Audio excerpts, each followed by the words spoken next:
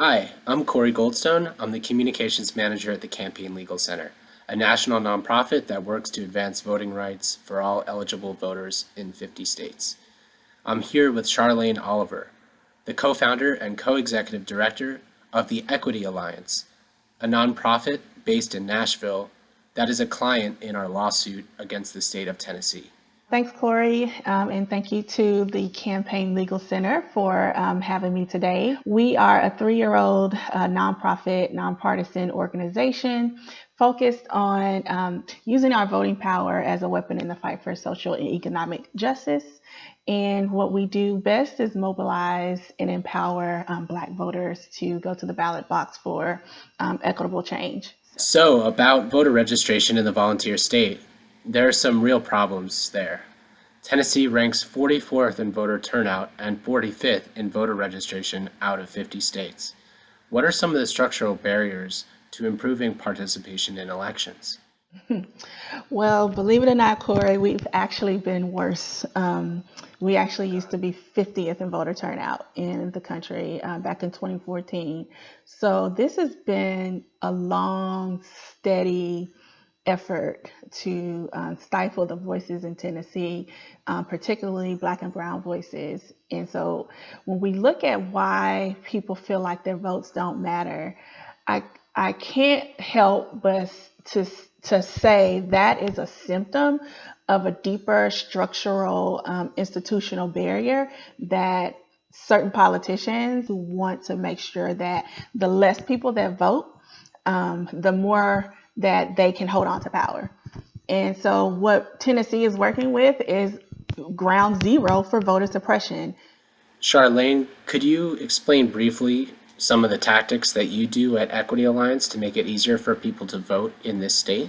So, if I had to break it out into buckets, I think first of all, we are out here trying to just uh, get people in the game, right? Get people interested in voting. So, one of our tactics is to really organize in the communities that are most directly impacted by these laws and also build up leaders and identify validators and trusted messengers. Also, voter education is really big about what we do. So, we do a lot of like town halls. We're doing a lot of like issue advocacy. And then the third piece is sort of removing barriers. So we're fighting the voter suppression that's in our way, that's keeping people from the ballot box, which is why we have sued the state. We're introducing ideas around coronavirus on how we can better serve people and help them vote safely, and which is why we're joining this lawsuit to make sure that we have access to absentee ballots. Excellent. So, on that note, coronavirus has certainly impacted our daily lives. How has it impacted your efforts? 2020 for everyone, no matter what side of the issues you're on, is supposed to be the most important election of our lifetime. And we anticipated high turnout. We anticipated folks really being interested in participating. And we had these grandiose plans of coming out and doing block parties and big, massive door to door campaigns and all of those traditional tactics. But coronavirus stopped all of that in its tracks. So we're having to pivot. We're having to figure out how do we continue to get the message out with little resources. We're also having to pivot from conversations that would be happening at the door, but now doing them online. Where are people having conversations digitally? So doing a lot of digital organizing, digital advertising, and also relational organizing. Yeah, that's very tough. So, getting back to the lawsuit and the fight against Tennessee's strict absentee ballot access requirements, how have Tennessee's laws impacted the ability of the folks you talk to on a daily basis to vote safely in elections? Unfortunately, Tennessee's strict absentee ballot requirements sort of carve out and leave a lot of people out of the process who are afraid or fearful or concerned for their health and also their families members' health. And so we have a lot of folks in our community, particularly the Black community, who, they already have diabetes, they already have heart conditions, and they suffer from stress, and they're working two jobs, and uh, now they're putting their family members at risk by having to go and stand in line and vote. And we don't want to do that. I'm particularly in that situation where, I have a son who has a health condition, and I don't want to have to go outside and go stand in line to go vote and then be next to someone that might have the coronavirus and they don't even know it. And then I have to bring that back into my home and get everybody sick. I don't want that to happen. So, we want everyone to be able to vote safely. And we're not saying that if you want the right to go vote in person, you certainly can have that. But then also for those who don't want to go vote in person, let's also provide the option and the opportunity for those to vote by mail. And that's all we're saying through this lawsuit is let people have the opportunity to choose.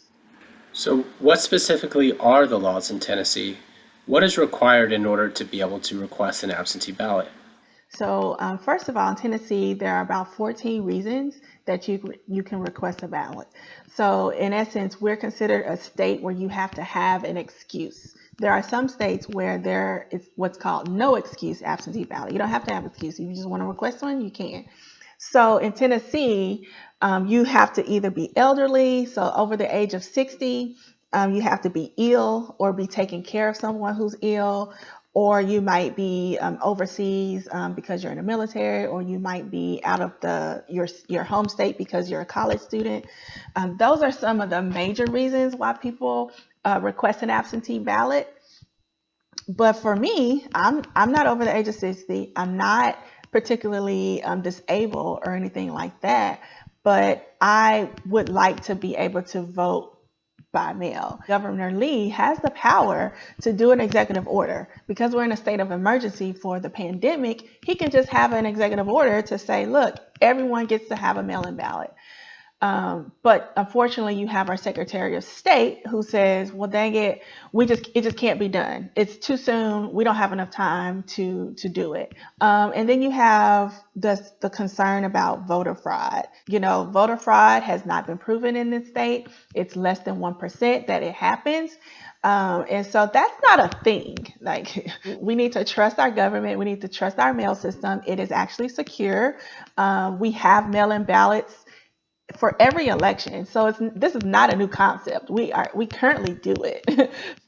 Can you tell us a little bit about how the ballots are verified after they're sent in and what the procedures are surrounding what might be problematic?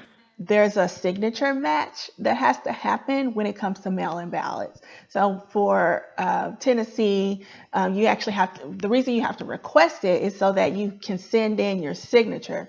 And so based on that signature on your request form, they're going to verify your ballot based on that signature. But we know that, that is very subjective, and we're leaving it up to sort of lay persons to make that discretion. And so we need a more structured way on how we get to make sure people's ballots get counted, because they can just throw it out. They can say, well, that one doesn't match, or that signature looks a little off, so we can just throw it out without giving the voter any sort of assurances that they can correct that information. That's what we don't have in place in Tennessee. So we need to make sure that happens so that people have more confidence in the mail-in ballot system. Okay, would you be able to sum up in a few words why this lawsuit is so important? I believe in fighting righteous fights. I believe in that. And I believe fighting for access to the ballot box is so important. But we should not have to sacrifice in this moment our health when it comes to voting. And so we shouldn't have to sacrifice our constitutional right to vote in exchange for being healthy. We should have both. And this lawsuit is important and why we're fighting for us to have both. So I encourage everyone to go to the equityalliance.org, sign our petition if you believe that we need mail-in ballots in addition to in-person voting, and let your politicians know that you want it. They go back into session June 1, and they need to know that we need these protections right now. All right. Thank you, Charlane, for joining us today. Viewers can follow Charlane Oliver on Twitter at CharlaneO and her organization at Equity Alliance 1. Thank you.